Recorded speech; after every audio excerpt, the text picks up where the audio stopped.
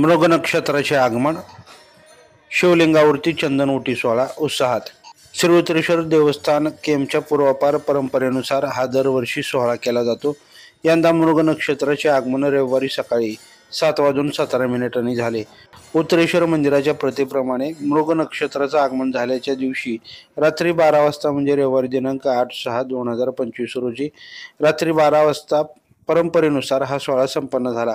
या निमित्त मंदिरामध्ये भजन ठेवण्यात आले होते। श्री उत्तरेश्वर भक्त रात्री 10:30 पासून या चंदन ओटी सोहळ्याची तयारी करत होते।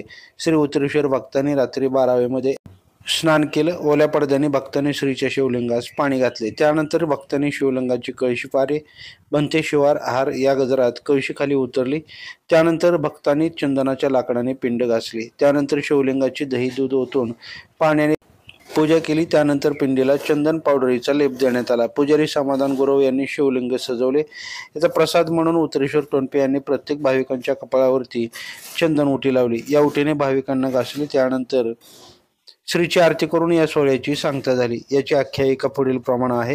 हिंदू संस्कृतीतील मान्यतेनुसार महादेवाचे श्री शिवलिंगाचे ग्रीष्मकालीन उष्णतेच्या दाहापासून रक्षण करण्याकरिता व शिवलिंगात शीतलता प्राप्त होण्यासाठी उन्हाळ्याच्या सुरुवातीपासूनच म्हणजे चैत्र प्रतिपदा गुढीपाडवा या दिवसापासून श्री उत्तरेश्वर शिवलिंगावरती थंड पाण्याची संततधार ताम्रपात्रातून अखंडित गळती सेवा अष्टप्रहार ठेवलेली असते।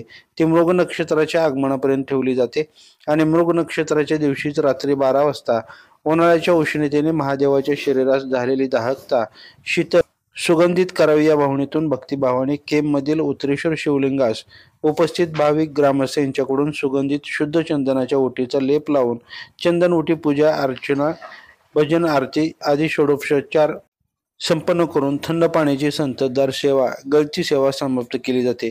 या चंदन ओटी सोहळ्यासाठी श्री उत्तरेश्वर देवस्थानचे महंत जयंतगिरी महाराज, कुंभार महाराज, श्री उत्तरेश्वर देवस्थान ट्रस्टचे अध्यक्ष दादासाहेब गोडसे, सचिव मनोज सोलापुरे, विश्वस्त विजय तळेकर, मोहनदवळचे माजी सरपंच अजित तळेकर, सरपंच राहुल कोरे, पुजारी समाधान गुरव, गणेश गुरव, अवधूत गुरव, दादा नवले, अमोल तळेकर, बबलू पाटील, अमोल गलांडे, सूरज भिस्ते, दत्तात्रय कुलकर्णी, राजेंद्र दौंड, बाळू नानावरे, पंकज तळेकर, उत्तरेश्वर टोनपे, अशोक गुरव, मधुसूदन पाटील, भजनी मंडळ, ग्रामस्थ, पत्रकार संजय जाधव आदी जण उपस्थित होते।